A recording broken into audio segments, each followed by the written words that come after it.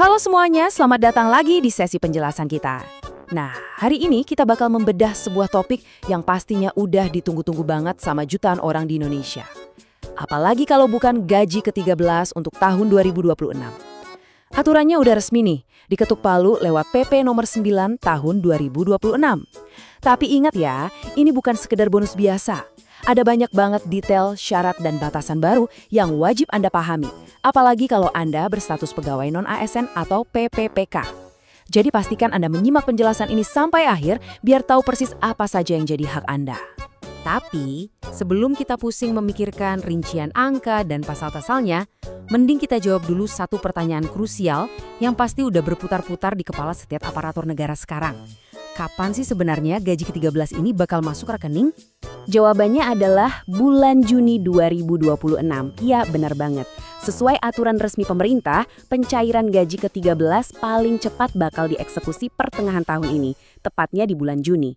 Wah, ini sih dipastikan jadi angin seger ya. Lumayan banget buat membantu keperluan pertengahan tahun, apalagi buat biaya pendidikan anak yang biasanya juga jatuh di bulan-bulan itu.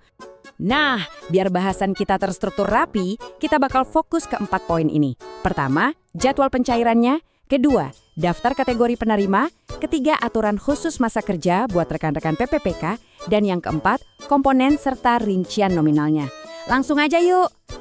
Oke, kita masuk ke poin pertama ya, jadwal pencairan gaji ke-13. Di sini ada satu kata kunci yang harus digarisbawahi, yaitu paling cepat. Jadi, biarpun Juni itu titik tawalnya, proses transfernya tetap dilakukan bertahap. Semuanya sangat bergantung pada kesiapan administrasi di instansi Anda masing-masing. Sama kayak tahun-tahun sebelumnya, kementerian atau lembaga daerah yang administrasinya cepat beres, ya bisa cair lebih awal di bulan Juni. Tapi kalau belum, mungkin bakal menyusul beberapa minggu setelahnya. Intinya sih, kuncinya bersabar dan terus pantau pengumuman dari instansi masing-masing ya. Sekarang lanjut ke poin kedua, daftar kategori penerima gaji. Siapa aja sih yang masuk hitungan? Gaji ke-13 ini kan bentuk penghargaan dari negara. Makanya, daftar penerimanya itu sangat komprehensif. Mulai dari PNS, CPNS, lalu rekan-rekan PPPK yang sekarang jumlahnya makin masif, prajurit TNI, anggota Polri, pejabat negara, sampai ke bapak dan ibu pensiunan serta penerima tunjangan. Pokoknya, semua kelompok ini udah dijamin oleh undang-undang bakal dapat benefit tahunan ini.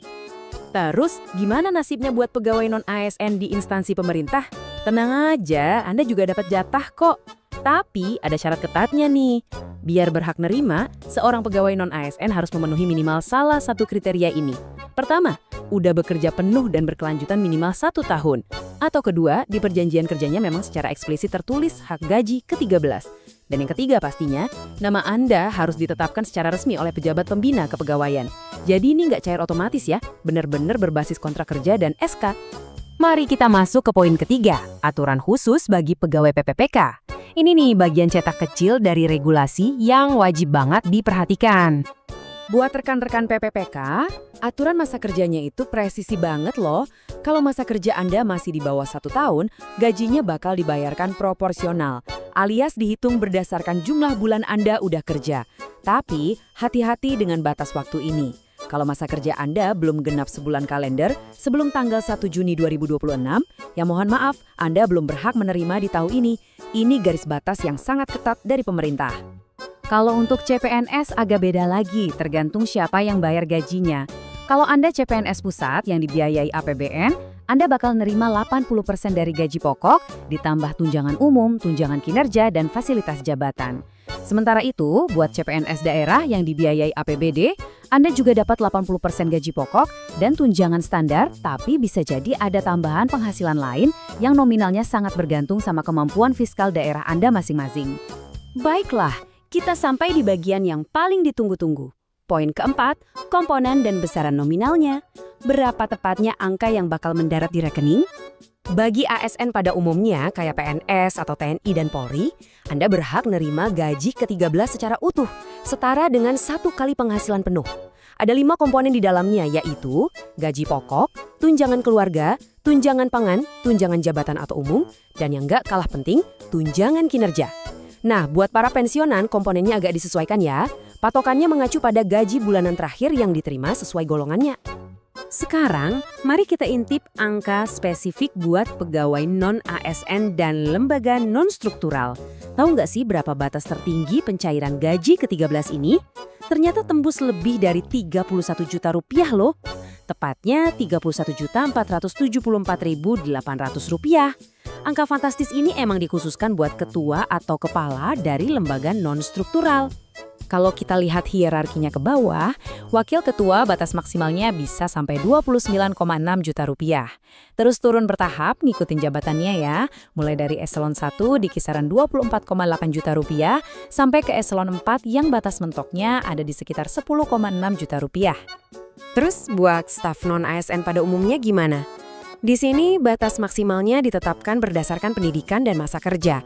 Rentangnya bergerak dari sekitar 4,2 juta rupiah buat lulusan SD atau SMP baru, sampai 6,5 juta rupiah bagi lulusan diploma yang udah mengabdi lebih dari 20 tahun. Makin tinggi pendidikan dan makin lama pengabdian Anda, apresiasinya juga makin besar.